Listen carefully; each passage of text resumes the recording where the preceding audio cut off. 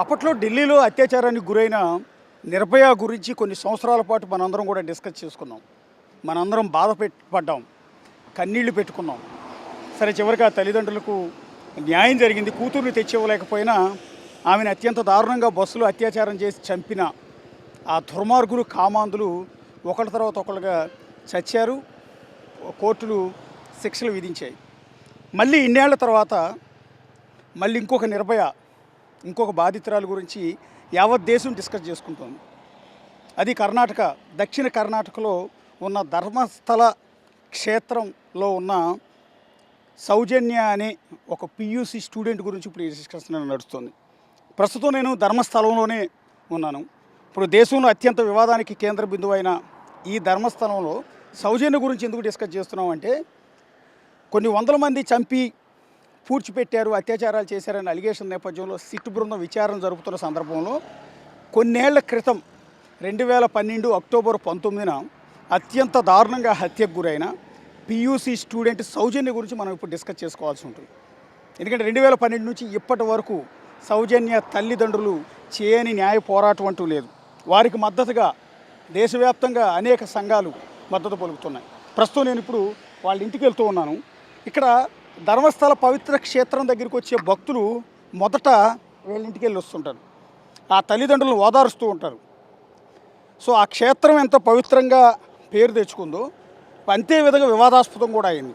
ఈ సౌజన్య హత్య తర్వాత నుంచి మసకబారుతూ వస్తుంది ఆ ప్రతిష్ట.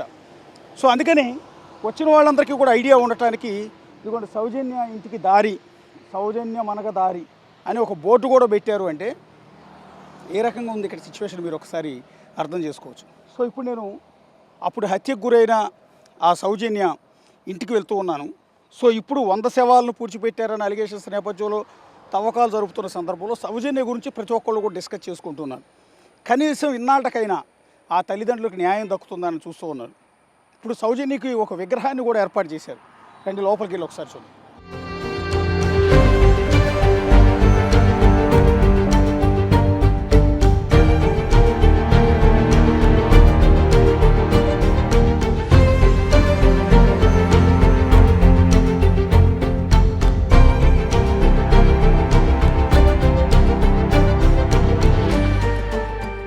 ధర్మస్థల మంజునాథ స్వామి టెంపుల్ పక్కనే కొంత అటవీ ప్రాంతంలో మాదిరిగా ఉంది. రావడానికి రోడ్డు కూడా సరిగా లేదు. అలా వస్తూ ఉంటే దారి పొడవున సౌజన్య ఇంటికి దారి, ఇదిగో చూడండి, వాంగళ సౌజన్య మనగ దారి అని ఈ బోట్లే మనకు కనిపిస్తూ ఉన్నాయి. బేసిక్గా ఒక అత్యాచారానికి హత్యకు గురైన అమ్మాయి ఫోటోలు రోడ్డు మీద పెట్టి ఆమె ఇంటికి వెళ్ళే దారి ఇది అని పెట్టారు అంటే ఏ స్థాయిలో ఇక్కడ సంచలనం అయిందనేది మీరు అర్థం చేసుకోవచ్చు. జనానందరికీ తెలియాలి. ఈ ధర్మస్థల క్షేత్రంలో జరుగుతున్న అరాచకాలు బయట ప్రపంచానికి తెలియాలి.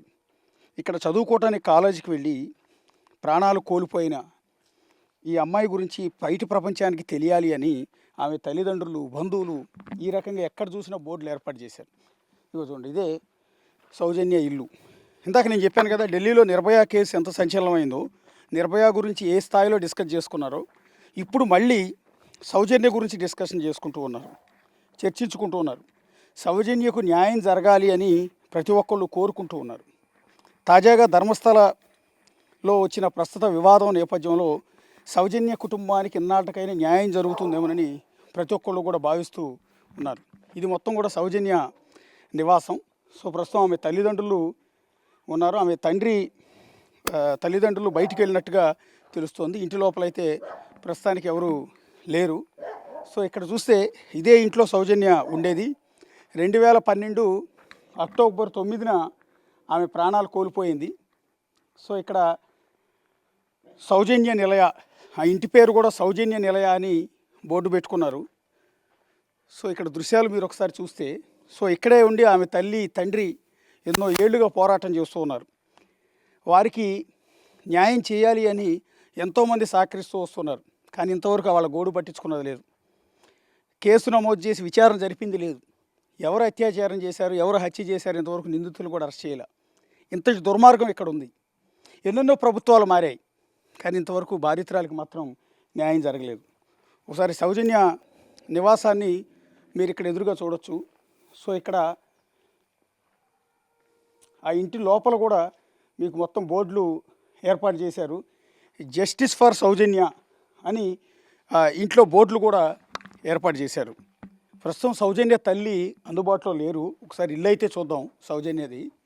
సో ఇక్కడ సౌజన్యకి సంబంధించి జస్టిస్ ఫర్ సౌజన్య, ఇక్కడ ఒకసారి చూస్తే ధర్మో రక్షతి రక్షిత అని పెట్టి కన్నడలో రాశారు. బేసిక్ ఇది మనకు అర్థమవుతుంది. మన మಗಳು సౌజన్య, న్యాయగి మన మనదల్లి సౌజన్య, జస్టిస్ ఫర్ సౌజన్య, పోస్టర్ అభియాన అంటూ ఇది మెన్షన్ చేశారు.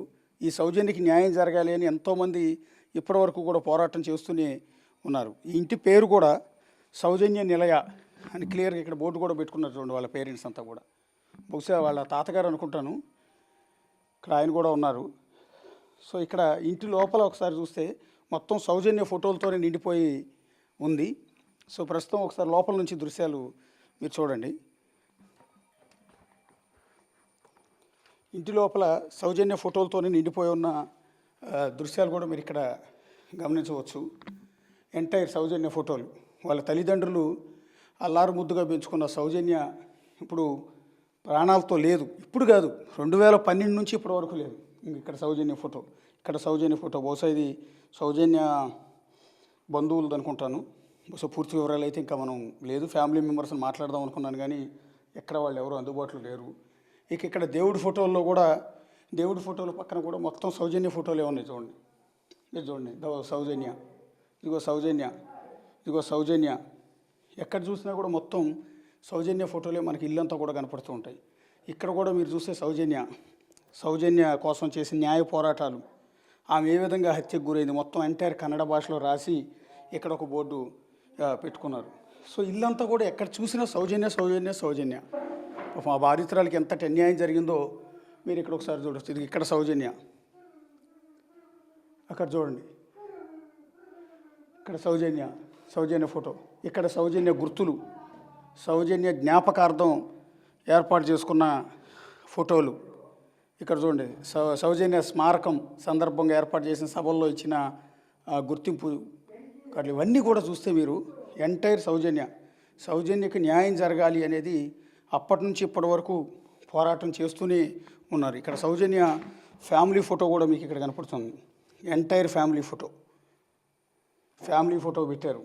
అప్పట్లో సౌజన్యకు వచ్చిన అవార్డులు, చదువుకున్నప్పుడు వచ్చిన అవార్డులన్నింటినీ కూడా ఇక్కడ ఏర్పాటు చేశారు. సో ఆమె గుర్తులన్నింటినీ కూడా దాచుకుని ఇంట్లో, సో ఇప్పటికీ కూడా సౌజన్యని గుర్తు తెచ్చుకుంటూ ఉన్నారు. సౌజన్య లేదు, సౌజన్యకి ఇంతవరకు న్యాయం కూడా జరగలేదు. ఇంతటి దారుణం, ఇంతటి దుర్మార్గం బహుశా దేశంలో ఇంకెక్కడా జరిగి ఉండదు. ఇక్కడ మాత్రమే అలా జరిగి ఉంటుంది. అంతేకాకుండా సౌజన్యకి వాళ్ళ తల్లిదండ్రులు ఒక విగ్రహాన్ని ఏర్పాటు చేశారు. ఒక గుడిలాగా భావించి, ఆమెను ఒక దేవతలాగా భావించి అక్కడ ఫోటో పెట్టుకున్నారు. వచ్చిన జనం అంతా కూడా సౌజన్య తల్లిని పరామర్శించి వెళ్ళి ఆ విగ్రహం దగ్గరికి వెళ్ళి చూసి వస్తున్నారు. ఒకసారి విగ్రహం దగ్గరికి వెళ్దామనండి.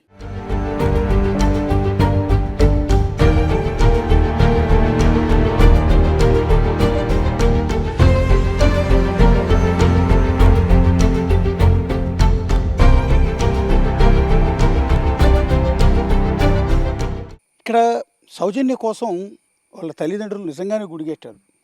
ఒక విగ్రహాన్ని ఏర్పాటు చేసుకున్నారు. ప్రతిరోజు వచ్చి అందులో పూజలు చేసుకుంటూ ఉన్నారు. కూతుర్ని తలుచుకుని, కూతురుతో ఉన్న జ్ఞాపకాలు, కూతురికి జరిగిన అన్యాయాన్ని తలుచుకుని ఇక్కడ బాధపడుతూ ఉన్నారు. సో ఈరోజు సౌజన్య బతికుండి ఉంటే ఎంత హ్యాపీగా మనతో పాటు ఉండేది అని కుమిలిపోతూ ఉన్నారు. పర్టికులర్గా వాళ్ళ తల్లి అల్లాడిపోతోంది.